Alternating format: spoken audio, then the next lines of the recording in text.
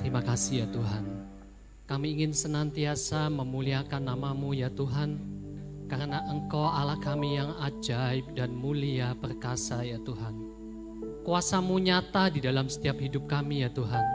Kau menuntun kami, Kau memberikan anugerah-Mu yang ajaib senantiasa di dalam setiap kehidupan kami ya Tuhan. Besarnya karya-Mu dalam kehidupan kami Tuhan, tak terbandingkan ya Tuhan. Izinkan pada pagi hari ini, siang hari ini Tuhan, hamba-Mu menyampaikan isi hati-Mu, biar Roh Kudus yang senantiasa menyertai kami semuanya dan membuka setiap hati dan telinga, sehingga kami semakin hari semakin memahami bahwa Engkau Allah kami yang ajaib dan luar biasa. Terima kasih Tuhan, terima kasih Yesus. Mari kita semua umat yang percaya, yang siap mendengar firman Tuhan, kita sama-sama katakan amin. Ya, salam Bapak Ibu, terima kasih. Mam musik, silakan duduk ya Bapak Ibu.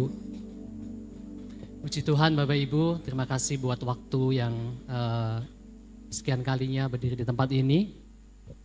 Bapak Ibu, sebelum Natal lalu saya menyampaikan sebuah firman tentang Nabi Yesaya Bapak Ibu. Dan pada tahun baru saya menyampaikan Nabi Yeremia. Mungkin masih ingat ya Bapak Ibu ya, bagaimana Yesaya menubuatkan kelahiran Yesus dengan sangat detail sekali.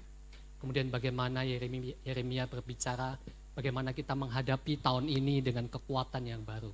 Nah, di kitab Perjanjian Lama Bapak Ibu, habis Yesaya, Yeremia, harusnya Yehezkiel Bapak Ibu. Saya mencoba menyiapkan firman tentang Yehezkiel itu lama sekali Bapak Ibu, sejak awal tahun. Tapi meskipun sudah jadi polanya, tapi nggak pernah ketemu Bapak Ibu bagaimana menyampaikan dalam satu firman dengan singkat, padat, karena begitu banyak mujizat di Yehezkiel itu yang sangat unik Bapak Ibu.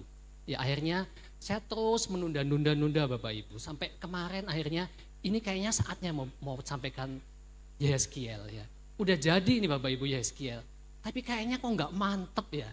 Mujizatnya sangat, buat saya nggak bisa, belum bisa diterima ke dalam akal gitu Bapak Ibu. Akhirnya saya menyiapkan tema yang lain, yaitu tongkat Harun yang bertunas. Tapi disiapkan terus nggak nyampe Bapak Ibu. Akhirnya waktu itu saya mulai masuk ke dalam pembacaan kitab setahun itu, masuk kembali ke pembacaan Matius Bapak Ibu. Dan di Matius itu ada cerita tentang Sabat. Bagaimana Yesus menceritakan tentang Sabat kembali. Akhirnya saya tergerak untuk memahami mengenai Sabat itu sebenarnya apa sih hubungannya dengan Yesus.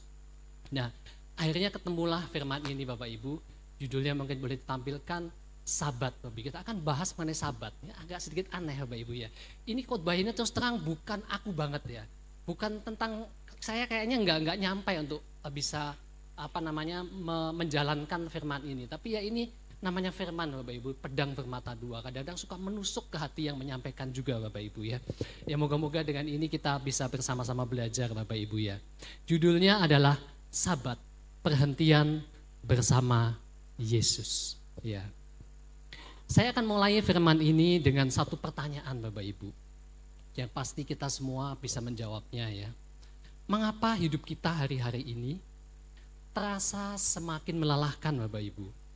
Padahal ini Bapak Ibu ya, teknologi dan AI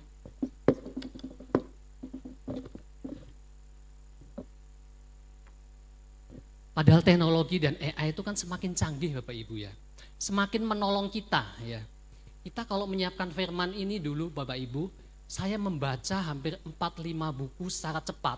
Meskipun nggak semuanya, nggak mungkin baca semuanya ya. Kemudian saya merangkum dan meringkasnya dalam sebuah firman. Tapi saat ini Bapak Ibu dengan AI, saya cukup taruh buku itu di AI, dia akan membacakannya buat kita dan merangkumkannya Bapak Ibu.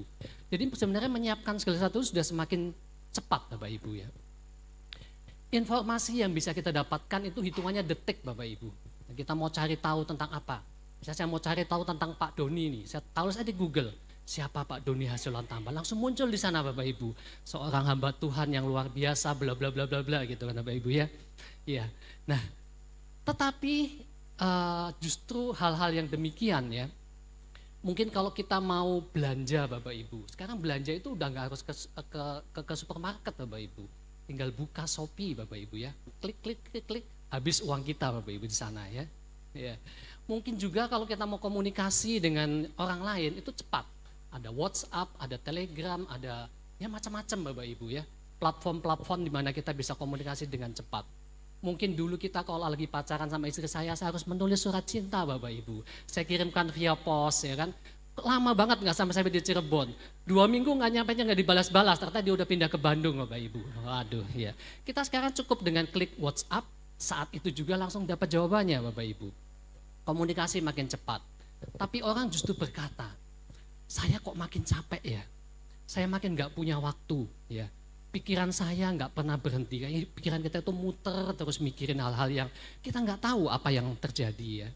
Kalender kita mungkin sudah penuh sepanjang tahun. Handphone kita ini mungkin nggak pernah berhenti Bapak Ibu ya. Sedikit klik, sedikit klik. Grupnya ada 50, gimana nggak bunyi terus Bapak Ibu ya. Akhirnya begitu malam tiba, pikiran kita masih berpikir, besok mau ngapain ya? Oh besok saya mau melangkah apa ini? Udah tidur sampai pagi, waktu bangun Bapak Ibu, tangan kita udah mencari handphone lagi Bapak Ibu. Sebelum cari Tuhan kita udah cari handphone Bapak Ibu. Ya. Bahkan ada mungkin yang belum sempat buka mata nih masih tidur nih. WhatsApp-nya sudah dibuka Bapak Ibu. Ya. Ya apa ya Bapak Ibu? Sangat ya banget dengan kita Bapak Ibu ya. Dunia bergerak makin cepat. Tapi hati manusia justru semakin lelah Bapak Ibu. Saya percaya hampir setiap kita pernah merasakan keadaan seperti ini. Mungkin saat ini juga kita merasakannya ya. Kita mungkin mengira masalahnya adalah terlalu banyak kerjaan, terlalu banyak kesibukan, terlalu banyak tuntutan. Tapi kalau kita perhatikan lebih dalam Bapak Ibu, masalahnya bukan di sana. Banyak orang pergi liburan, tapi ketika pulang masih capek juga. Ada yang punya pekerjaan yang baik, ya, tapi hidupnya tetap gelisah. Ada yang sudah punya rumah, tapi hidupnya nggak damai Bapak Ibu. Ada yang di sini kita tertawa sama-sama Bapak Ibu, tapi ketika pulang kita menangis kembali. Mengapa semua ini bisa terjadi Bapak Ibu? Karena yang lelah bukan tubuh kita Bapak Ibu. Yang lelah adalah jiwa kita. Ya. Dan ketika jiwa kehilangan tempat beristirahat, tidur pun akhirnya bangun-bangun gak merasa segar lagi. Ketika kita sudah liburan, tidak selalu membuat kita damai. Ya, ketika kita menyanyi, Bapa, Engkau sungguh baik. Mulutnya menyanyi Bapak Ibu, tapi hatinya tetap gelisah. Karena itulah manusia terus mencari sesuatu yang dapat menenangkan hatinya. Ada yang berpikir Bapak Ibu, kalau penghasilanku bertambah nih, wah ini udah mau kenaikan UMR lagi nih, berarti gaji saya naik. Aku akan tenang. Ada yang berkata yang usaha nih, kalau usahaku sudah besar nih, pasti hidupku akan damai. Atau kalau yang sekarang baru punya motor, nanti kalau sudah punya mobil, pasti hidupku lebih tenang lagi, lebih senang. Tapi ketika sudah membeli mobil, tambah pusing Bapak Ibu, cicilannya nambah Bapak Ibu. Ya kan? Tiap hari harus nyicil Bapak Ibu ya. Ada yang mengejar liburan, ada yang mengejar hiburan kemana-mana. Nonton Spiderman, ini lagi viral-viralnya Spiderman, nonton Spiderman. Waktu pulang-pulang capek lagi Bapak Ibu. Ada yang begitu sibuk membangun keluarga atau begitu sibuk melayani Tuhan sampai lupa menjaga jiwanya sendiri.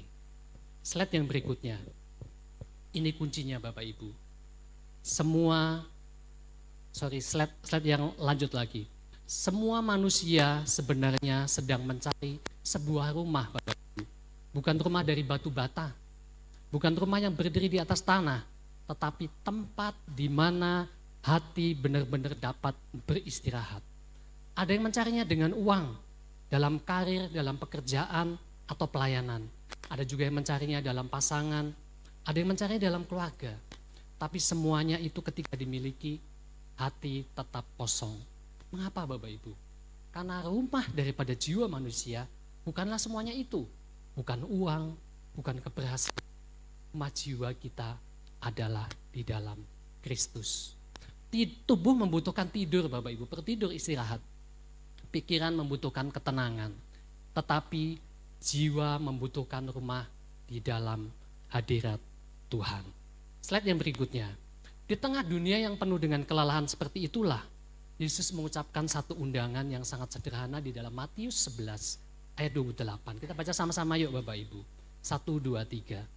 Marilah kepadaku semua yang letih lesu dan berbeban berat. Aku akan memberikan kelegaan kepadamu. Perhatikan baik-baik Bapak Ibu. Di sini Yesus tidak berkata, yuk kita pergi ke tempat liburan yang nyaman. Dia enggak berkata, yuk kita datang kepada suatu cara hidup atau sistem yang sangat dahsyat. Kita suka ikut webinar, bagaimana menghadapi hidup, bagaimana menghadapi kesulitan, bagaimana mencari uang dengan baik. Dan Yesus juga tidak berkata bagaimana kita datang kepada sebuah aturan atau tata cara agama yang sukses. Ia hanya berkata sederhana, marilah kepadaku. Mengapa Yesus dapat berkata seperti ini Bapak Ibu? Apa yang membuat Yesus berkata bahwa di dalam dirinya manusia menemukan perhentian? Apakah perhentian itu baru dimulai ketika Yesus datang? Ternyata jawabannya tidak Bapak Ibu. Jauh sebelum Yesus mengucapkan undangan ini, Allah sudah lebih dulu merancang manusia untuk hidup dalam perhentian bersamanya. Kita coba buka di dalam Alkitab kita di halaman pertama Bapak Ibu di slide yang berikutnya.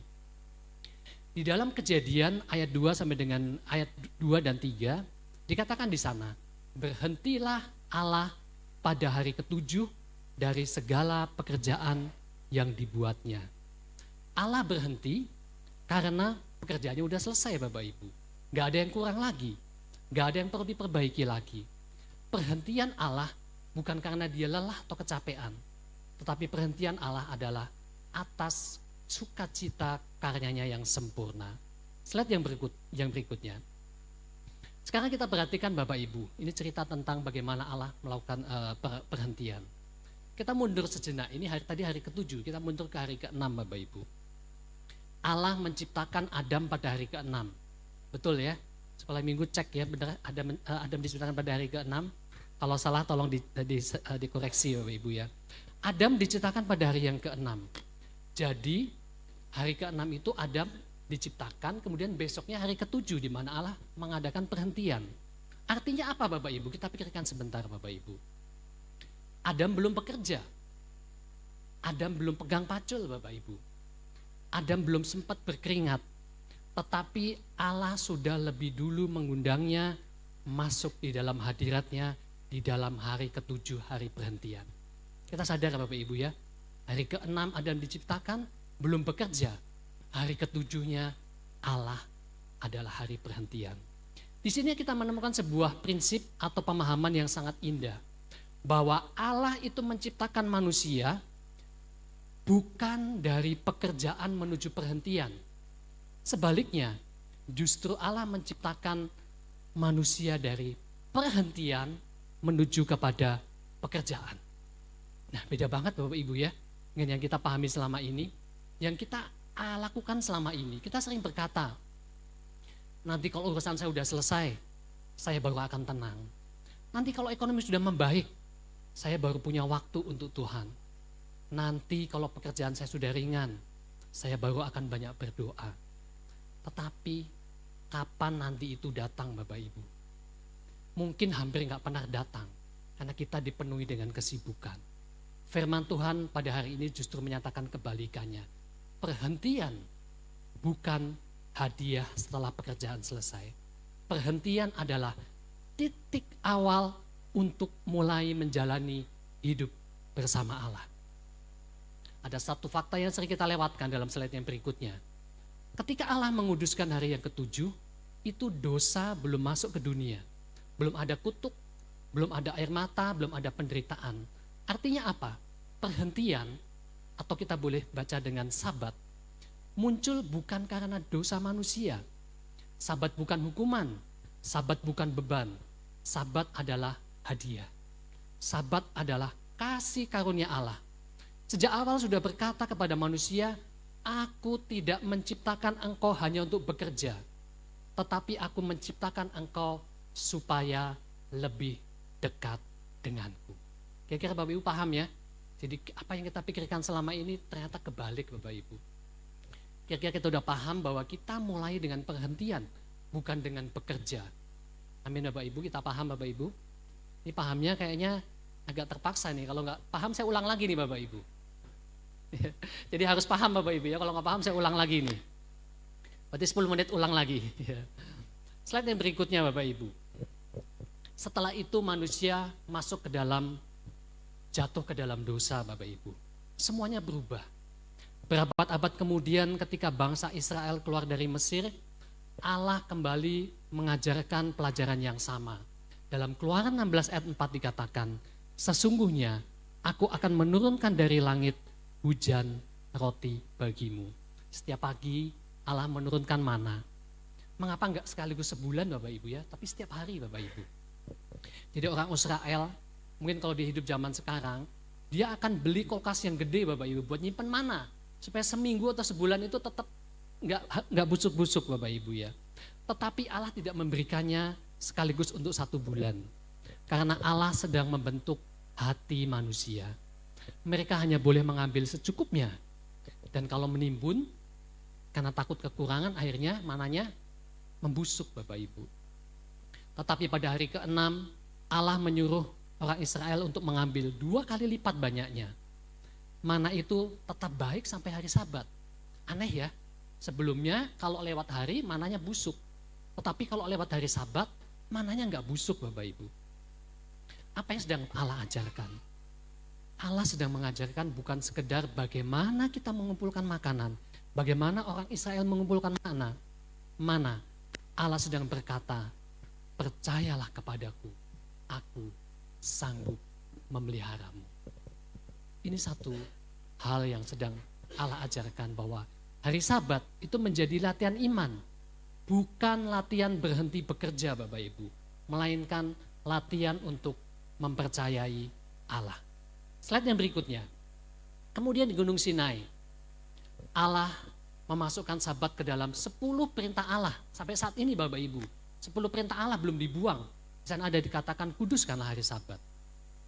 Mengapa Bapak Ibu? Karena setiap hari ke-7 umat Israel mengingat satu hal, bahwa hidup mereka tidak bergantung pada kekuatan mereka sendiri.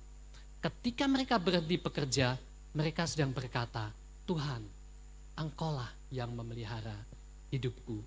Jadi Sabat bukan sekedar berhenti bekerja. Sabat adalah pengakuan iman kita Bapak Ibu.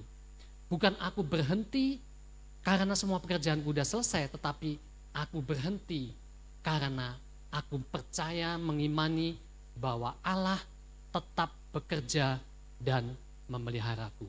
Jadi sekarang kita punya pemahaman baru yang benar Bapak Ibu, bahwa sejak awal Sabat itu adalah hadiah.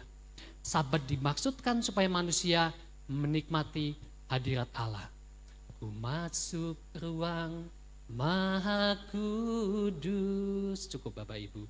Kalau Sabat mengajarkan percaya kepada Allah, lalu mengapa pada zaman Yesus Sabat justru menjadi beban Bapak Ibu? Mengapa seharusnya hari yang seharusnya membawa sukacita berubah menjadi hari yang penuh dengan aturan dan ketakutan? Jawabannya sangat sederhana Bapak Ibu, bukan karena Sabatnya berubah. Yang berubah adalah hati manusia Bapak Ibu. Slide yang berikutnya. Ketika aturan lebih penting daripada manusia Bapak Ibu. Pada suatu hari ketika hari Sabat, dalam Markus 2 ayat 24 diceritakan, Yesus dan murid-muridnya berjalan melewati ladang gandum. Dan karena saat itu muridnya lapar Bapak Ibu, murid-muridnya memetik bulir-bulir gandum dan memakannya. Lalu orang Farisi berkata, jadi orang Farisi ini ngikutin terus Yesus kemana-mana Bapak Ibu. Mengapa mereka melakukan sesuatu yang tidak diperbolehkan pada hari Sabat? Perhatikan baik-baik orang Farisi ini. Mereka enggak bertanya, mengapa murid-muridmu lapar? Mereka enggak melihat manusianya Bapak Ibu. Tapi yang mereka lihat hanyalah aturannya. Padahal sejak awal Sabat diberikan justru untuk kebaikan manusia, bukan untuk mengekang manusia. Slide yang berikutnya, disinilah masalahnya. Masalahnya bukanlah mengenai Sabat. Masalahnya adalah hati manusia. Hati manusia selalu cenderung mengubah anugerah. Apa yang sudah kita peroleh daripada Yesus Kristus itu menjadi satu aturan. mengubah satu hubungan di mana Yesus sudah menciptakan hubungan yang baik, yang dekat dengan Allah menjadi suatu kewajiban. Mengubah kasih karunia yang sudah kita peroleh dengan darah Yesus itu menjadi satu prestasi kita sendiri, Bapak Ibu. Itulah yang disebut dengan legalisme. Legalisme adalah berusaha mendapatkan apa yang sebenarnya sudah diberikan sebagai anugerah, sebagai kasih karunia Allah, menjadi satu kekuatan kita sendiri, Bapak Ibu. Mungkin kadang-kadang kita juga sering begitu, Bapak Ibu ya. Kalau kita pulang gereja nih, Bapak Ibu, kira-kira yang diingat apa? Yang diingat mungkin, gerejanya panas nih, harus kipas-kipas terus, ya kan, ngomel kan, karena AC-nya kurang-kurang dingin. Harusnya Pak Gembala tambah lagi satu AC di sana, gitu. Tapi kalau kita nggak nambah-nambah, gimana mau beli AC-nya, Bapak Ibu? Ya, kadang-kadang waktu pulang kita hanya berkata, WL-nya fales, bukan WL-nya saya ya, yang bawa firman fales, ya. Udah tahu Sugi itu fales, jangan diomongin lagi, memang udah fales dari sananya, Bapak Ibu ya. Ada yang kadang-kadang berkata, pakaian singernya nggak cocok katanya, pakaian WL-nya nggak cocok. Yang dipikirin malah itu, Bapak Ibu ya. Bukannya bertanya, apa ya yang sudah Tuhan bicarakan pada saya hari ini. Itulah satu legalisme, Bapak Ibu. Slide yang berikutnya, Yesus menjawab mereka dalam Markus 2 ayat 27. Hari Sabat bukan diadakan untuk manusia dan bukan manusia untuk hari Sabat. Kalimat ini penting, Bapak Ibu. Artinya apa? Yesus tidak sedang menolak Sabat. Yesus sedang mengembalikan Sabat itu kepada tujuan yang semula. Sabat itu diberikan untuk apa? Untuk menolong manusia, bukan untuk memperbudak manusia. Allah menciptakan Sabat supaya manusia masuk menikmati hadiratnya, bukan hidup dalam ketakutan ataupun karena aturan. Slide yang berikutnya ini sebuah ilustrasi, Bapak Ibu, sebuah cerita. Bayangkan seorang ayah sedang mengajak anaknya makan malam. Mungkin kita ayah-ayah di sini mungkin juga sering mengajak anak-anak makan malam, Bapak Ibu ya. Semua dipersiapkan dengan penuh kasih. Bukan karena ayah itu ingin menguji anaknya, Bapak Ibu, tapi karena dia ingin menikmati kebersamaan dengan anaknya. Namun sepanjang makan malam itu, Bapak Ibu, anaknya dipikirin apa? Dia hanya melihatin sendok, melihatin garpu. Sendoknya bener nggak ya sebelah kanan? Garpunya sudah lurus belum sebelah kiri? Pisaunya ada di sebelah kanan atau sebelah kiri? Gelasnya ada di sebelah kanan atau sebelah kiri? Dia sibuk dengan tata meja, tapi dia lupa menikmati kebersamaan dengan bapaknya. Menyedihkan, Bapak Ibu. Karena ketika ayahnya bertanya, enak, gimana makan malamnya? Anaknya menjawab, sendok garpunya sudah lurus, Pak. Bukan bagaimana kebersamaan dengan ayahnya. Seharusnya dia berkata, aku senang bisa makan malam bersama ayah. Jadi tujuan makan malam sang ayah bersama anaknya ini bukan tatanya, bukan tata letaknya, bukan makan di mananya, tetapi kebersamaan sang ayah dengan anaknya. Demikian juga dengan Sabat, Bapak Ibu. Allah ingin menikmati manusia itu bersama dengan hadiratnya. Tetapi manusia justru sibuk dengan aturan, dengan tata gereja, dengan tata harus begini, harus dan begitu. Kalau kita jujur, Bapak Ibu, mungkin kita juga mengalami seperti itu. Kita mungkin rajin datang beribadah, Bapak Ibu. Rajin melayani. Semua kegiatan gereja kita ikut. Tapi kapan terakhir kali kita benar-benar menikmati hadirat Tuhan? Kapan terakhir kali kita benar-benar duduk diam di hadapannya? Berdoa. Bukan karena kita ada kebutuhan. Bukan karena hal-hal yang lain, kita mengharapkan mujizat atau apa. Tetapi karena kita benar-benar rindu kepadanya. Dekat padamu, itu rinduku. Gak ada yang ngikutin karena udah stop sampai sini, Bapak Ibu. Bapak Ibu, jangan sampai kita sibuk melakukan banyak hal untuk Tuhan, Bapak Ibu. Tapi kehilangan Tuhan itu sendiri. Karena tujuan hidup Kristen bukan sekedar melakukan pekerjaan Tuhan. Tujuan hidup Kristen adalah hidup dekat dengan Tuhan. Amin, Bapak Ibu. Jadi kalau begitu, Bapak Ibu, apa sebenarnya tujuan Sabat tadi? Apakah hanya karena manusia harus menjalankan satu hari tertentu yang dengan benar? Kita akan menemukan dalam slide berikutnya di dalam surat Ibrani, Bapak Ibu. Habis ini kita nyanyi beneran, Bapak Ibu ya, nggak pura-pura ya. Dalam Ibrani ayat 4 ayat 9 dikatakan, jadi masih tersedia suatu hari perhentian, hari ke-7 bagi umat Allah. Perhatikan satu kata yang saya tandai dengan warna yang berbeda. Masih tersedia. Kalau Yosua sudah membawa Israel masuk ke Kanaan, mengapa penulis Ibrani masih berkata masih tersedia? Karena ternyata Bapak Ibu, Kanaan itu bukan tujuan akhir. Kalau Sabat sudah menjadi tujuan akhir, mengapa dikatakan Ibrani masih tersedia?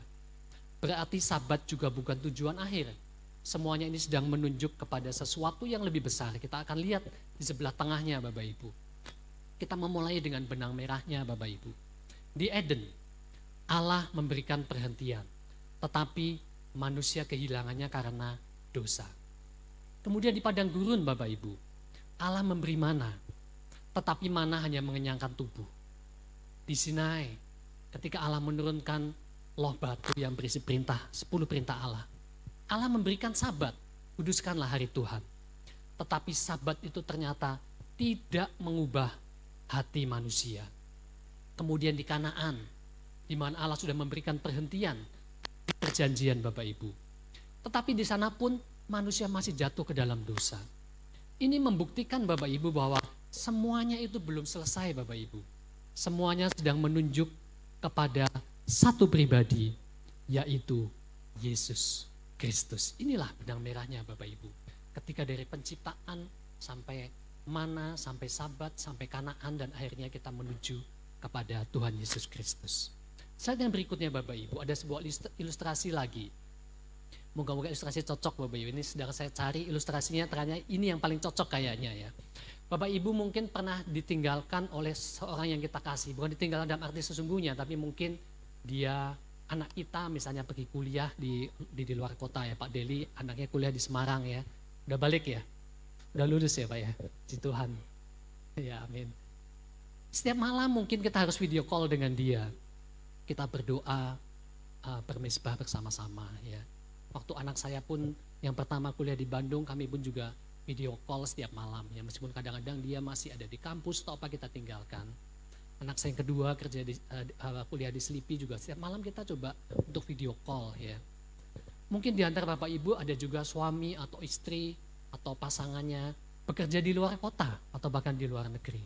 Sempatkan waktu untuk kita video call setiap hari dengan dia, berdoa bersama-sama agar kita tetap dalam satu hati di dalam Yesus.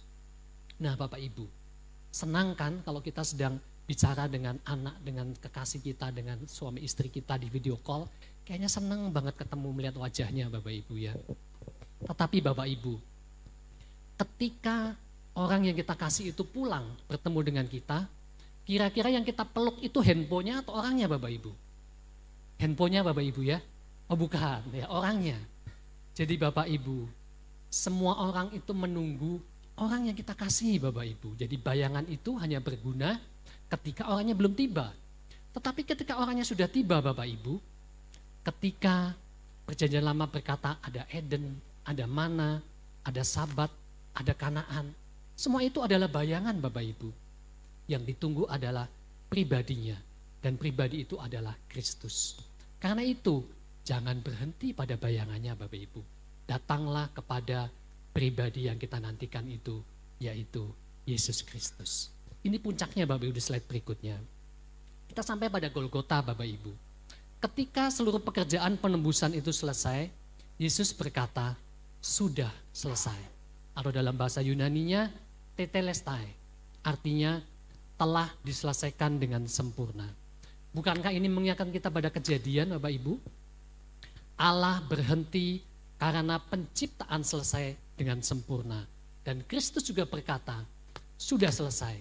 Karena penebusan sudah selesai dengan sempurna. Di Eden, Allah menyelesaikan penciptaan.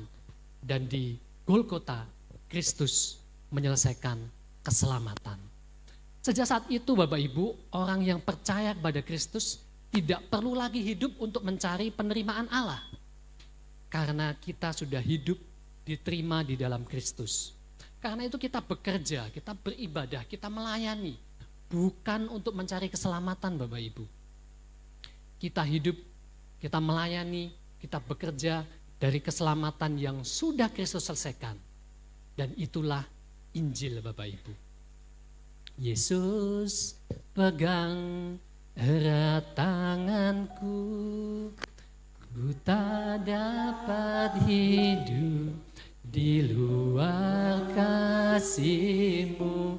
Bapa, jangan tinggalkan aku, Engkau alasan selamatku. Kita ulang lagi Bapak Ibu, Yesus pegang erat tanganku.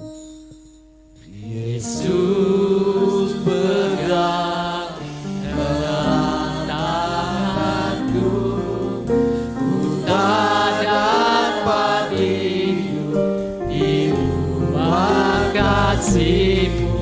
Bapa, jangan tinggalkan aku, Engkau alasan selamaku.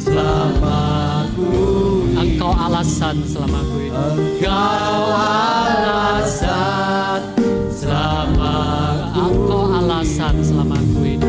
Engkau alasan selamaku hidup. Haleluya. Berikan tepuk tangan yang luar biasa buat Tuhan kita. Bapak Ibu, timbul satu pertanyaan lagi Bapak Ibu. Kalau begitu, mengapa kebanyakan gereja itu beribadahnya di hari Minggu? Ini kita perlu menjawab kalau ada pertanyaan. Itu dikatakan Sabat, tapi kenapa kamu ibadahnya hari Minggu? Apakah Sabat itu sudah dipindahkan? Perjanjian baru tidak pernah mencatat adanya perintah bahwa hari Sabat dipindahkan menjadi hari Minggu. Lalu mengapa gereja mula-mula berkumpul pada hari Minggu Bapak Ibu? Karena pada hari itulah Kristus bangkit. Hari Minggu menjadi hari umat percaya berkumpul untuk merayakan kemenangan bersama dengan Kristus dan masuk dalam suatu ciptaan yang baru. Jadi fokus gereja mula-mula bukan memperdebatkan harinya, bukan Sabat atau Minggu, tetapi fokusnya adalah pribadinya yang kita nanti-nantikan. Kristus yang sudah datang dan dia bangkit mengalami kemenangan pada hari Minggu. Bukan lagi mereka berbicara hari apa yang menyelamatkan, tetapi bicara tentang Kristus yang sudah bangkit. Itulah sebabnya gereja sepanjang sejarah menjadikan hari Minggu menjadi satu ibadah bersama Bapak Ibu. Jadi kalau demikian Bapak Ibu, perhentian bukanlah sebuah hari. Gak penting harinya apa Bapak Ibu. Perhentian bukanlah satu aturan. Perhentian adalah tinggal di dalam Kristus sang perhentian sejati. Lalu bagaimana kita mengaplikasikannya, menjalani kehidupan seperti itu setiap hari? Apa kita terus berdoa, terus beribadah, masuk dalam hadirat Tuhan? Bagaimana kita tetap hidup dalam perhentian Kristus ketika ekonomi sedang sulit Bapak Ibu? Ketika usaha kita sedang lesu, ketika pekerjaan kita penuh tekanan dan dunia semakin gak pasti Bapak Ibu. Karena besok pagi nih Bapak Ibu, hari Senin, kita akan kembali bekerja Bapak Ibu kan? Kita gak terus dengerin firman Bapak Ibu ya. Bapak Ibu pernah gak, ini saya paling kesel Bapak Ibu ya, kalau kita habis dari sebuah kota liburan, ketika pesawat udah landing nih Bapak Ibu, pramugarinya berkata begini Bapak Ibu, selamat datang di Bandara Soekarno-Hatta, selamat datang kembali pada dunia yang nyata. Oh kesal banget saya Bapak Ibu. Emang selama ini kita gak dunia nyata ya, udah buang duit banyak-banyak di liburan, ini bukan dunia nyata Bapak Ibu. Nah Bapak Ibu, besok hari Senin kita akan kembali dalam dunia nyata Bapak Ibu. Kita kembali ke pekerjaan kita Bapak Ibu. Kita kembali pada usaha kita yang mungkin belum pulih. Kita mungkin kembali ke dalam keluarga kita yang mungkin masih banyak ya sesuatu yang belum benar. Kita mungkin kembali kepada suatu kenyataan hidup. Datang orang yang menagih utang-utang kita Bapak Ibu. Datang hal-hal lain yang mungkin membuat kita gerem kembali Bapak Ibu. Jadi apa bedanya hidup orang percaya dalam Kristus dengan orang yang tidak mengenal Kristus Bapak Ibu? Yesus tidak pernah berjanji, slide yang berikutnya.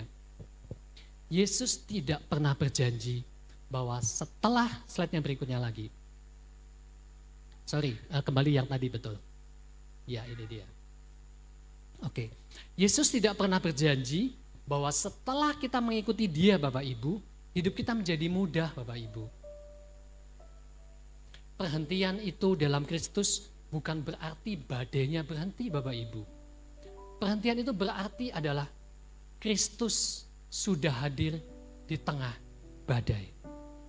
Amin Bapak Ibu. Bantu saya nyanyi Tuhan tak pernah janji. Ini saya udah ulang-ulang gak bisa-bisa nih Bapak Ibu.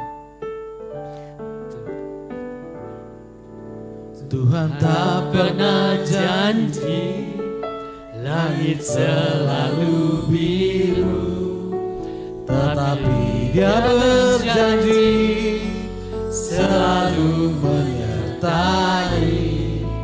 Tuhan tak pernah janji, jalan selalu rata, tetapi Dia berjanji berikan kekuatan. Jangan pernah menyerah, jangan berputus asa. Mujizat Tuhan ada saat hati mengembang. Jangan pernah menyerah, jangan berputus asa. Mujizat Tuhan ada bagi yang setia dan percaya. Amin Bapak Ibu, lagu ini sudah mewakili seluruh khotbah ini Bapak Ibu. Jadi ketika selesai menyanyikan lagu ini Bapak Ibu, khotbahnya pun selesai. Karena Tuhan gak pernah janji langit selalu biru, Tuhan gak pernah janji jalan selalu rata. Tapi kita tidak menyerah dan tidak berputus asa. Saat hati menyembah, saat kita gak menyerah, saat kita gak berputus asa, mujizat Tuhan masih ada dalam kehidupan kita. Haleluya, puji Tuhan. Slide yang berikutnya Bapak Ibu. Meskipun sudah selesai masih ada Bapak Ibu ya. Masih ada 10 halaman Bapak Ibu. Ya. Lalu gimana sih kita menghadapi perhentian ini Bapak Ibu? Sebenarnya tadi Bapak Ibu di Voice of Pentakus itu juga firman ini Bapak Ibu. Setelah Bapak Ibu dengar Voice of Pentakus tadi, inilah isi firman ini Bapak Ibu. Saya nggak tahu kenapa bisa pas Bapak Ibu ya.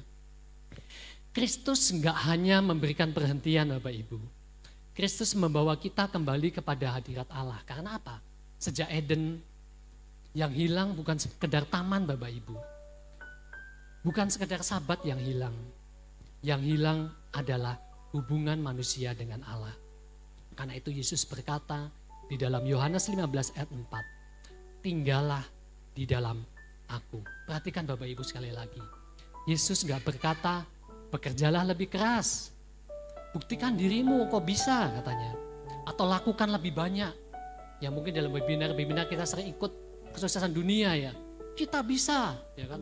Kalian bisa katanya. Tetapi dia hanya berkata dengan sederhana, tinggallah di dalam aku. Inilah perhentian Kristen Bapak Ibu. Perhentian itu bukan hanya berhenti bekerja. Perhentian adalah tinggal di dalam Kristus. Karena ketika kita tinggal di dalam Dia, maka kita menikmati hadirat Allah. Disitulah hati kita dipulihkan. Nah, bagaimana aplikasinya Bapak Ibu? Sangat sederhana. Kita lihat slide yang berikutnya Bapak Ibu. Kita datang kepada Tuhan di tengah dunia yang semakin sibuk. Yang seringkali kita butuhkan bukan menambah kegiatan kita. Ketika usaha kita nggak maju-maju, bukan kita menambah usaha yang lain Bapak Ibu. Melainkan kita berhenti sejenak Bapak Ibu. Kita mematikan telepon kita. Kita tutup laptop kita Bapak Ibu. Kita menjauh dari hiruk pikuk dunia. Kita membuka Alkitab. Kita datang dalam doa. Kita duduk diam di hadapan Tuhan. Berserah. Menyembah. Menantikan Tuhan. Di hadirat-Mu aku puas. Di hadirat-Mu aku bebas. Di hadirat-Mu ada terang kehidupanku, pernyataan kuasa kekuatan-Mu. Di hadirat-Mu ku datang, persembahkan lagu. Di hadapan Rajaku, di hadirat-Mu ada terang. Di hadirat-Mu ada terang kehidupanku, pernyataan kuasa kekuatan.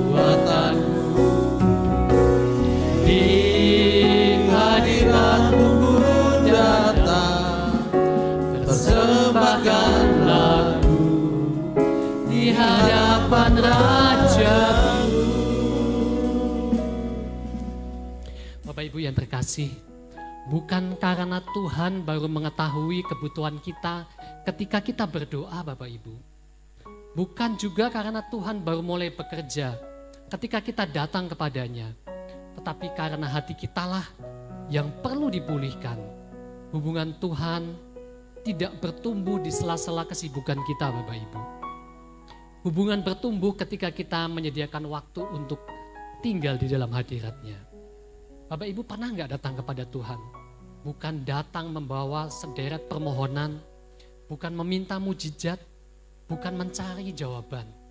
Tapi kita cukup berkata, Tuhan, aku lelah Tuhan. Tuhan, aku ingin Kau bersamaku Tuhan. Mungkin saat itu Bapak Ibu,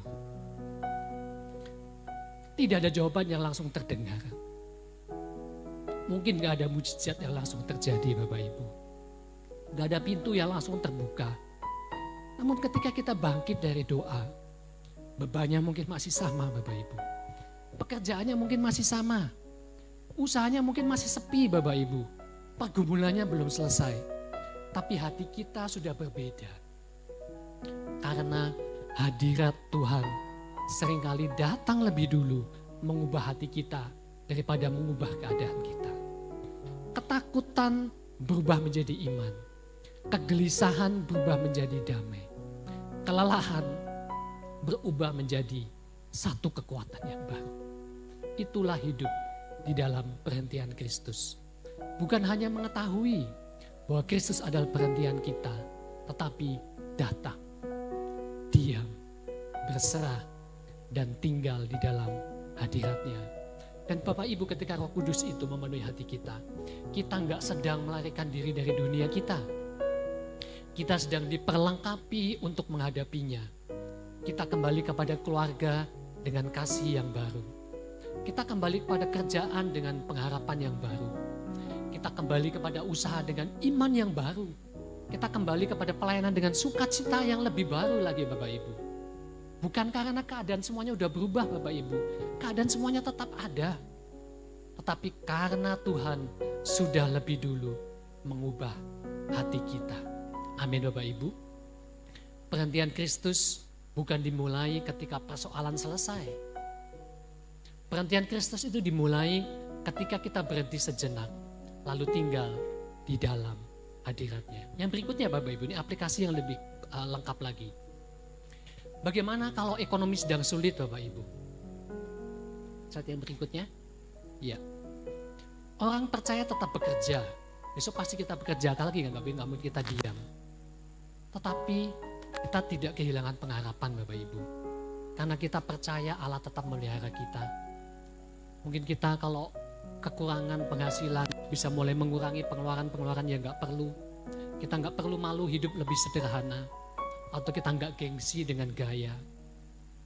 Bagaimana kalau usaha sedang sepi Bapak Ibu? Kita tetap berusaha dengan jujur. Memperbaiki kualitas. Kita nggak hidup dikuasai ketakutan. Karena sumber hidupnya bukan usaha kita. Sumber hidupnya adalah dari Tuhan Bapak Ibu. Ketika pekerjaan terasa nggak pasti. Kita tetap bertanggung jawab melakukan pekerjaan kita. Identitasnya tidak bergantung pada pekerjaan Bapak Ibu. Karena kita tahu kita adalah anak Allah. Jangan membawa urusan kantor ke dalam meja makan setiap hari. Anak-anak dan pasangan kita membutuhkan kehadiran kita. Membutuhkan sukacita kita. Bagaimana kalau pelayanan kita mulai melelahkan Bapak Ibu? Kita nggak menambah aktivitas pelayanan yang lain. Kita kembali kepada hadirat Tuhan. Karena pelayanan yang sehat selalu lahir dari persekutuan dengan Kristus. Jawabannya semua itu selalu sama Bapak Ibu. Kembali kepada Yesus, kembali kepada hadirat-Nya. Bapak Ibu, hari ini adalah bulan Agustus, mengingatkan kita tentang kemerdekaan Bapak Ibu. Sebagai orang percaya kita memiliki kemerdekaan yang lebih dalam lagi.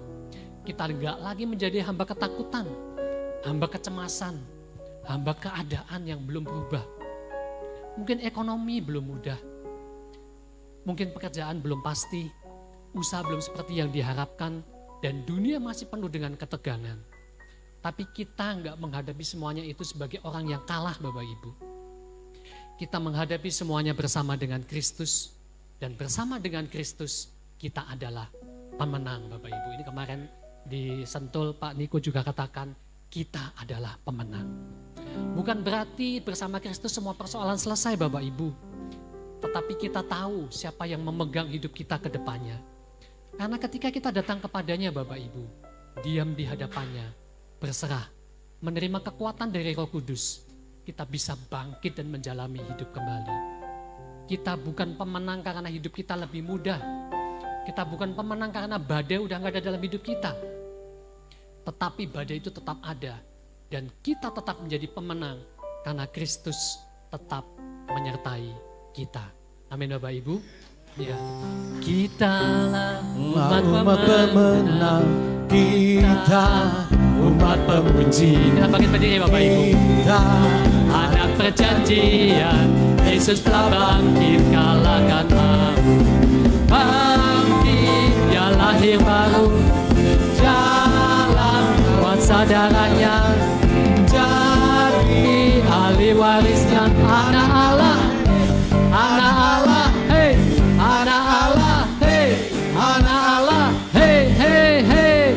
Kitalah umat pemenang. Kita undang WL maju ke depan. Umat pemuji. Kita anak perjanjian. Yesus telah bangkit kalahkan maut. Bangkit dia lahir baru. Jalan dalam kuasa darahnya. Jadi ahli warisnya anak Allah. Hey, anak Allah. Hey, anak Allah. Hey, anak Allah. Hey, hey, hey. Ya, Bapak Ibu tetap berdiri Bapak Ibu. Sorry, saya lupa masih ada 2 slide Bapak Ibu. Sebentar Bapak Ibu ya. Jadi kalau saya capek berdiri saya 1 jam di sini, Bapak Ibu 5 menit aja Bapak Ibu ya. Slide yang berikutnya Bapak Ibu. Sorry BL ya. Bapak Ibu, dunia mungkin tidak segera menjadi lebih tenang Bapak Ibu. Ekonomi mungkin belum menjadi pulih. Pergumulan kita mungkin belum selesai Bapak Ibu. Tetapi kita baca sama-sama Bapak Ibu, bahwa hati yang tinggal di dalam Kristus dapat tetap tenang di tengah dunia yang tidak tenang. Amin Bapak Ibu. Berikan tepuk tangan yang luar biasa buat Tuhan Yesus. Masih ada 1 slide lagi ya Bapak Ibu. Yesus masih mengucapkan undangan yang sama saat ini Bapak Ibu. Pada hari ini Yesus masih mengundang kita bersama-sama.